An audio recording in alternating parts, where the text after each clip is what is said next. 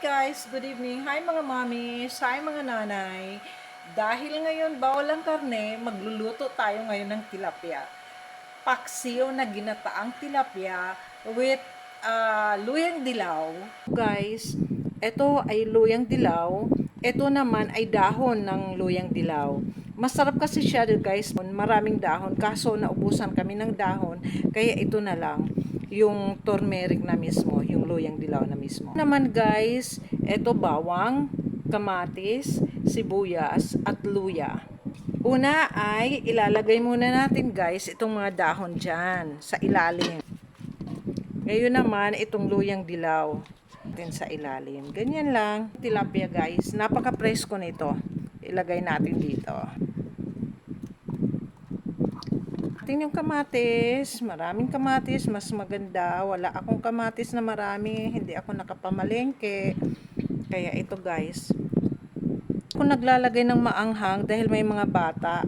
Ayaw ng mga bata ng maanghang. Guys, suka. Mga siguro half cup lang na suka or 1/4 cup lang na suka. Patis guys. Kunti lang. Maglagay tayo ng asin. Ito guys, asin. At tip ko sa inyo guys, pag gagamit kayo ng luyang dilaw, kailangan meron din ng paminta. Kasi according sa studies, kailangan daw gumamit ka ng paminta para mag-release ng curcumin yung luyang dilaw.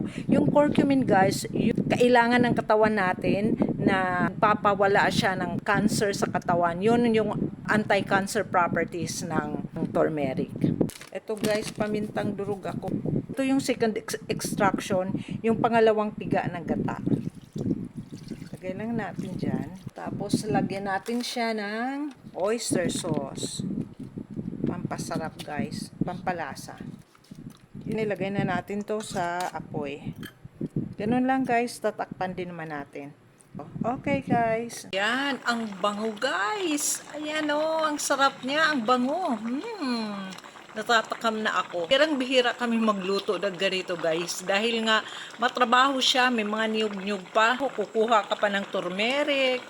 Almost luto na. Ngayon naman, ilalagay natin yung gata. Yung unang piga ng gata. Konti lang guys.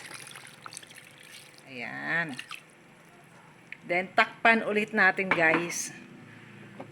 Natatakam na ako. Ang sarap-sarap nito. Luto na. Ready na to. Yummy. Sarap.